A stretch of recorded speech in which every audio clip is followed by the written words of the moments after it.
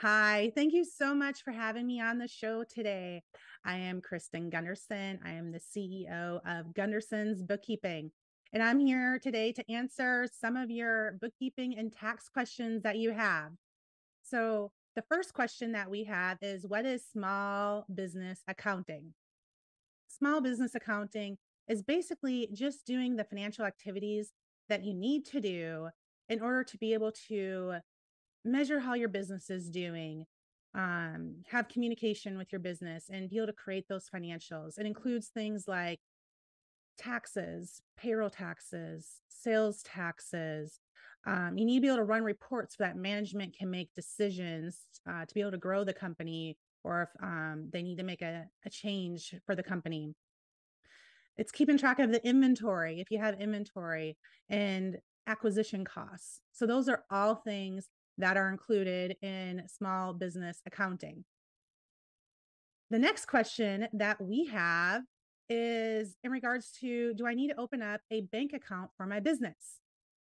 Yes, you absolutely need to open up a bank account for your business. It is actually required by law if you are an LLC, a partnership, or a corporation.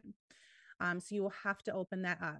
If you are a sole proprietor, you're kind of just doing this as a hobby. You're not set up with the state yet. You're just going to do this as a Schedule C on your personal tax return.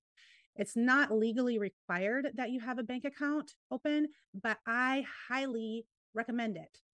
And I recommend it for every business to have a bank account. And the reason why is because it's going to make your life so much easier when you have that business bank account. And if you need to have a savings account or a business credit card, you also need to get those opened. And the reason why it's important, even if it's not required, if you're just sole proprietor, is you're going to run all of your business activity through your business bank account. You need to keep your business, and your personal, especially if you're an LLC. You do not want to be intertwining your business and your personal. You want to keep them completely separate. If you need money to be able to pay your personal groceries and your rent, basically you take that money out as a draw from your business and you put it into your personal bank account, and then you pay for your personal expenses out of your personal bank account. But all of your business income needs to go into your business bank account, and any expenses that are related to your business, keep it there. Another reason why it's important is tax time.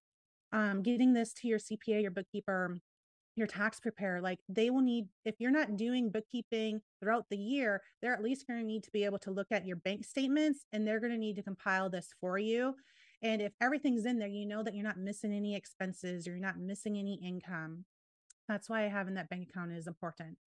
But before we actually open up the bank account, you have to figure out, what do you want to be? Like, what type of entity do you want to be? Do you want to open up an LLC for your company? Do you want to create an S Corp or a C Corp for your company? Or do you just want to be a sole proprietor or partnership? There's also partnership if you're going into business with a friend or a business partner, that would be considered a partnership. So the reason why you actually want to figure this out first is because if you decide to go the LLC route or the corporation or a partnership route, you need to have an EIN number. You need to have that paperwork done and the EIN number before you go to the bank and open up the bank account. Otherwise, you just have to redo it. If you're a sole proprietor, again, you can just use your social security number. I recommend going to the irs.gov website though, and go apply for an EIN. It's free. You just need to enter in all that information, and then you have that EIN. Another thing that you can do if you're a sole proprietor is you can go to your county, whatever county you live in, and you can fill out a DBA for doing business as. And that way you don't have to give out your personal name and social security number. You can just give out your business name and your EIN number, because you're probably going to get asked for items like a W-9 to be able to fill out from other vendors or customers, and you'll need to be given that information out. So I highly recommend that. If you're going to go the LLC route, you need to apply for that with the state. Like I'm in the state of Texas, so I would go to the Texas Comptroller. Whatever state you're in, they have a comptroller. Just Google that website address, and then you'll be able to find where you can fill out the LLC paperwork, or you can contact a trusted business person, like legal people. There's people who do just business setups and as lawyers. So those would be great people to reach out to, or a CPA should be able to figure that out for you also.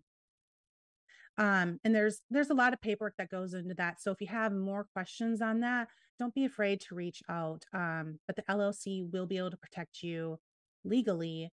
As long as you keep your business and your personal, they'll be able to protect you from any lawsuits, because it's a separate entity. So the business would actually be suing the LLC business, not you personally. All right. The last question that I have for today is tracking expenses. What is write-offable? And this really depends on what industry you are in.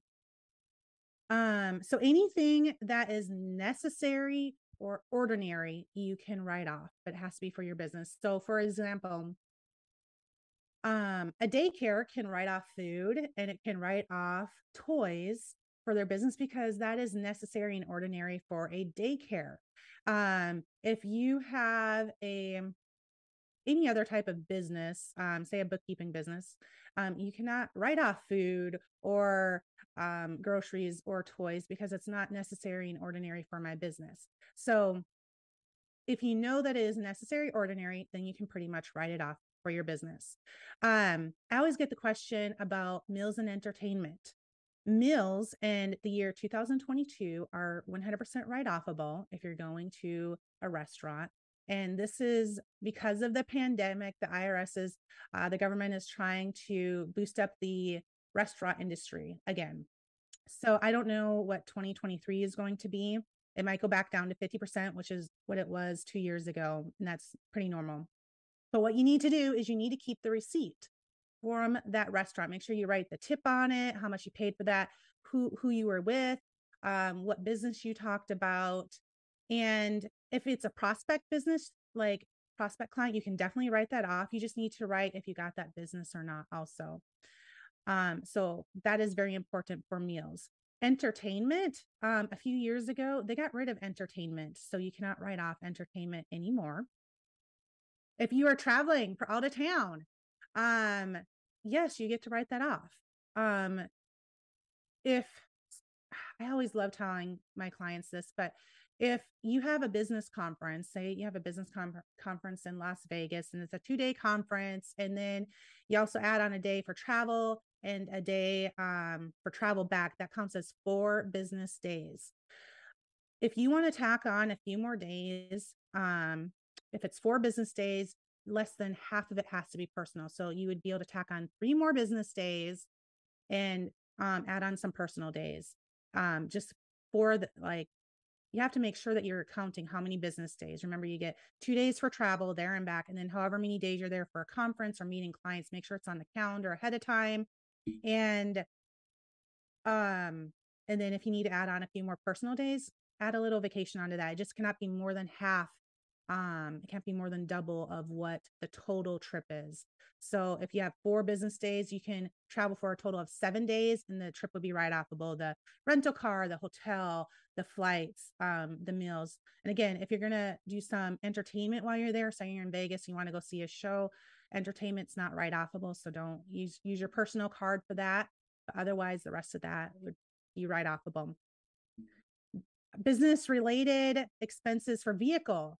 I highly, there's 2 ways that you can keep track of those expenses. You can keep track of them, all of your mileage receipts, or the fuel receipts from the gas pump every time you're filling up, and you're for business. The tolls are 100% write-offable, any repairs and maintenance, insurance. But you have to keep record of this, and you have to keep really good records of where you're going, what you were doing. I would personally go ahead and get an app that keeps track of your mileage for you. My favorite app is Mile IQ. And you literally swipe to the right if it's business, and you put if it's running errands, supplies, meeting a client, different office, or you swipe left if it's personal, and then you can print that out at the end of each month, and it'll tell you how much miles you have for the business that are qualified business expenses. Home office.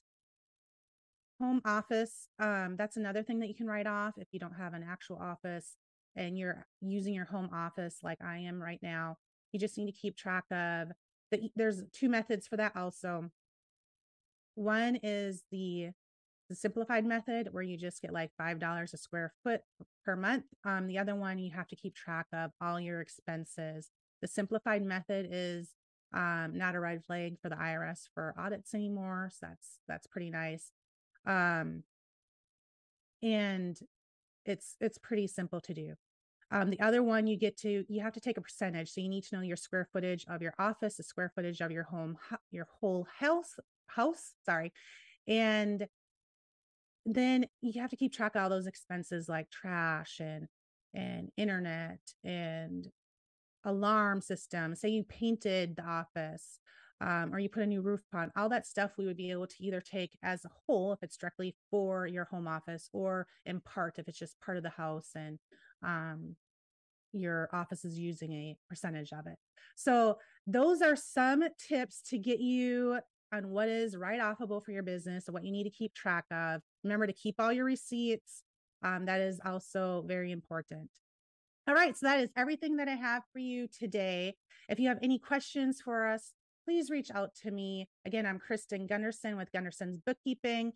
Our phone number is 936-372-2661. And of course, you can find us on our website, gundersonsbookkeeping.com, or you can email us at info@gundersonsbookkeeping.com.